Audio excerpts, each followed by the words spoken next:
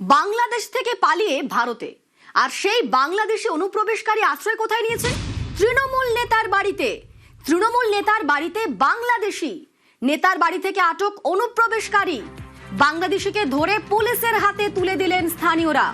হিঙ্গলগঞ্জের স্যান্ডেলের বিলের এই ঘটনা।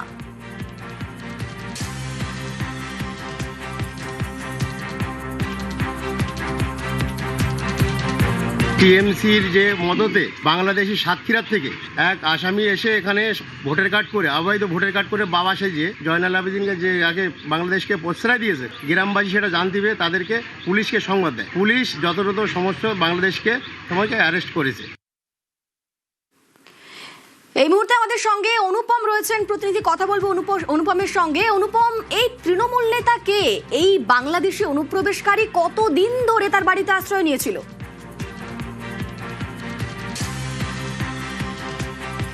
আর দেখো, এই যে তৃণমূল নেতা হচ্ছে এই যে সন্দেশকারী হিঙ্গলগঞ্জের যে সান্ডেলবিল গ্রাম পঞ্চায়েত, সেই সান্ডেলবিল গ্রাম পঞ্চায়েতের যে উপপ্রধান, সেই উপপ্রধান হচ্ছে এই তৃণমূল নেতা। তার বাড়িতেই 1.5 বছর ধরে রেখে দিয়েছিল। তার বাড়িতে মানে তার যে মাছের ভেড়ি, সেই মাছের ভেড়িতে রেখে দিয়েছিল।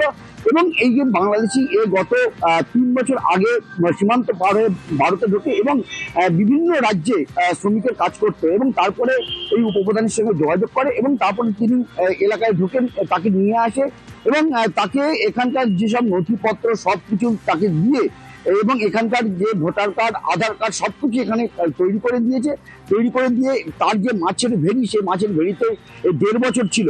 কিন্তু গতকাল স্থানীয় লোকজন যখন খবর পায় যে এই একজন বাংলাদেশি তার মাছের ভেড়িতে গোপনভাবে লুকিয়ে রয়েছে, তখনই এলাকার মানুষ তাকে নিয়ে গিয়ে বের করে নিয়ে আসে এবং হিঙ্গলগঞ্জ থানায় খবর দেওয়া হয়। হিঙ্গলগঞ্জ থানার পুলিশ এই যে বাংলাদেশিকে গ্রেপ্তার করেছে এবং আজকে তাকে বরিশাল মহকুমা আদালতে পাঠানো হচ্ছে। সঙ্গে থাকো অনুপম, ধৃত বাংলাদেশি কি বলছে শোনাবো। ভোটার কার্ডটা করেছিল, আধার কার্ড আমি করেছিলাম, তখন তাদের 1000 টাকা 1,500 টাকা দেবো। আমার সাথে খালি জমালতে খালি একটা আধার কার্ডের ফটো নিয়েছে, নিয়ে ভোটার কার্ডটা দিয়েছে। ভোটার কার্ড করতে গেলে কাউকে একজনকে বাবা সাজাতে হয়। বাবা কে আছে? গোলাম গাজী। আমাদের সঙ্গে অনুপম রয়েছে। অনুপম, যে তৃণমূল নেতার বাড়িতেই বাংলাদেশি আশ্রয় নিয়েছিল, সেই তৃণমূল নেতার সঙ্গে যোগাযোগ করতে পারা গিয়েছে কি? তার কোনো বক্তব্য পাওয়া গিয়েছে?